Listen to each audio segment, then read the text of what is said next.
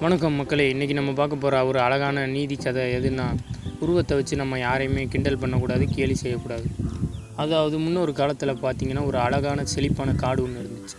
அந்த காட்டில் பார்த்திங்கன்னா சிங்கம் எல்லா மிருகங்களையும் பயமுறுத்தி அதோட கர்ஜனையாலும் அதோட பலத்தாலும் எல்லா மிருகத்தையும் மிரட்டி உருட்டிக்கிட்டு வந்துச்சு. அதை பார்த்து எல்லா விலங்குகளும் பயப்படும்.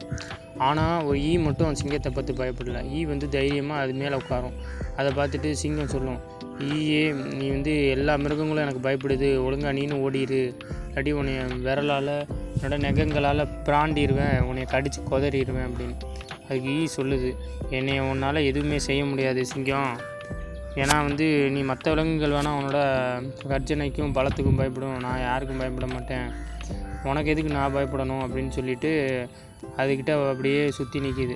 இது ஒரு மாதிரி கேவலமாக நினைக்கிது சிங்கம் இந்த ஈயை. இத்தினுண்டு ஈக்கு எவ்வளோ தைரியம், இதால் என்ன பண்ண முடியும்னு சொல்லிட்டு சவால் விடுது. இந்த மாதிரி பார்த்துக்குவோம் நீயா நான். அப்போ ஈயும் சவால் விடுது, சரி நான் அப்போ உன் நகங்களாலே உன்னை பிராண்ட வைக்கிறேன், அப்புறம் உன்னை கடித்து கொதற வைக்கிறேன், பார்க்குறியான்னு சொல்லிட்டு இந்த ஈயை சொயங்கன்னு பறந்து போய் சிங்கத்தோட முதுகில் உட்காந்தவொடனே பார்த்தீங்கன்னா சிங்கம் திரும்பி சடார்னு பல்லால் நறுக்குன்னு கடிக்குது. அது முதுவை தான் கடிச்சதில் சொயங்கன்னு ஈ பறந்துடுது. நானி படத்தில் வர மாதிரி ஈ பறந்து போயிடுது.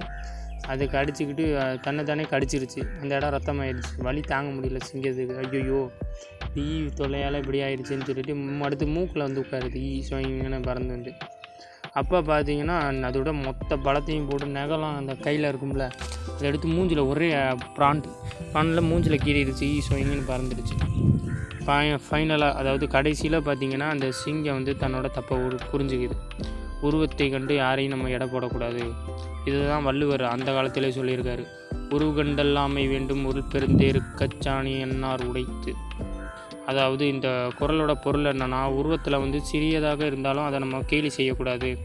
ஒரு பெரிய தேர் ஓடுறதுக்கு அதோட அச்சாணி தான் இன்றியமையாததாக இருக்குது. சரியா? அது மாதிரி தான் உருவத்தில் ஒருத்தவங்க சிரிச்சா இருக்காங்க அப்படின்னா அவங்கள கிண்டல் பண்ணக்கூடாது. அவங்களுக்கு நம்மளோட பெரிய நாலேஜ் கூட இருக்கலாம்.